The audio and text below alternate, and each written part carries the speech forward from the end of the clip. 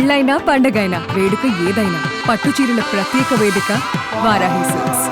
తెలంగాణలోని కౌలు రైతుల కోసం సరికొత్త పథకాన్ని తీసుకువచ్చింది కాంగ్రెస్ ప్రభుత్వం.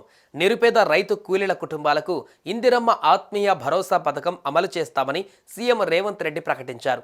అయితే ఇందిరమ్మ ఆత్మీయ భరోసా పైన రాష్ట్ర వ్యాప్తంగా రైతులలో చర్చ జరుగుతోంది. ఈ పథకాన్ని ఏ విధంగా ఇస్తారు, ఏ ప్రాతిపదికన కౌలు రైతులను గుర్తిస్తారు వంటి సందేహాలు ఇప్పుడు వ్యక్తమవుతున్నాయి.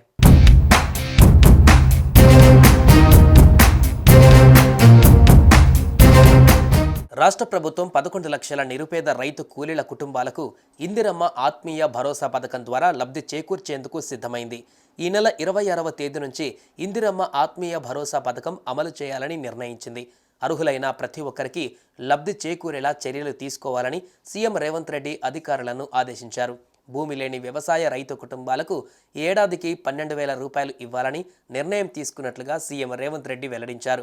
గతంలో తాను పాదయాత్ర చేసిన సమయంలో కౌలు రైతుల కష్టాలు తన దృష్టికి వచ్చాయని, అందుకే భూమి లేని వ్యవసాయ కుటుంబాలకు కూడా ఏడాదికి 12,000 రూపాయలు ఇవ్వాలని నిర్ణయం తీసుకున్నట్లుగా తెలిపారు.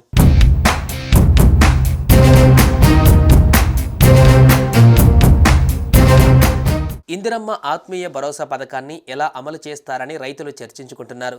భూములు ఉన్న రైతులు కొందరు వ్యవసాయం చేయలేక కౌలుకిస్తే ఆ కౌలు చేసే రైతులకు ప్రభుత్వం కొత్తగా తీసుకువస్తున్న ఇందిరమ్మ ఆత్మీయ భరోసా పథకం ఇచ్చినట్లయితే అసలు భూములున్న రైతులకు రైతు భరోసా రాదు కదా అని తర్జన భర్జన పడుతున్నారు.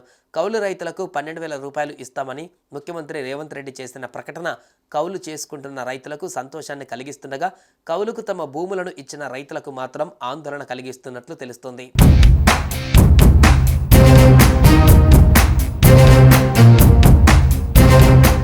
ఎన్ఆర్జీఎస్లో పనిచేసే కూలీలు ఇంటికి ఒకరున్నా ఇద్దరున్నా ఒక కుటుంబం కింద పరిగణించనుంది రాష్ట్ర ప్రభుత్వం. అలా భూమి లేని నిరుపేద రైతు కూలీ కుటుంబాలకు ఏడాదికి 12,000 ఇందిరమ్మ ఆత్మీయ భరోసా ఇచ్చేందుకు జాబితా సిద్ధం చేసినట్టుగా తెలుస్తోంది. అలాంటి కుటుంబాలు దాదాపు 11 లక్షలు ఉన్నట్లుగా తెలుస్తోంది. మరొకసారి గ్రామాల వారీగా క్షేత్రస్థాయిలో పరిశీలన చేసి అర్హులైన ప్రతి నిరుపేద రైతు కూలీల కుటుంబాలకు లబ్ధి చేకూరేటట్లు చూడాలని అధికారులకు ప్రభుత్వం స్పష్టం చేసింది.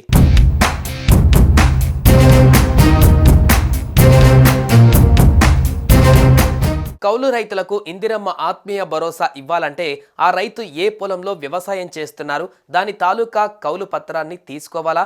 ఒకవేళ అది సదరు రైతు ఇస్తే ఆ రైతుకు రైతు భరోసా వచ్చే అవకాశం ఉంటుందా లేదా? అలాంటప్పుడు కౌలు రైతులకు భూమి ఉన్న రైతులు సహకరించే పరిస్థితి ఉంటుందా అని కూడా చర్చ జరుగుతుంది. దీనిపైన త్వరలోనే విధి విధానాలు విడుదలయ్యే అవకాశాలు ఉన్నాయి. అప్పుడే కౌలు రైతులకు ఇందిరమ్మ భరోసా అమలుపై ఓ కొలిక్కి వచ్చే అవకాశం ఉంది.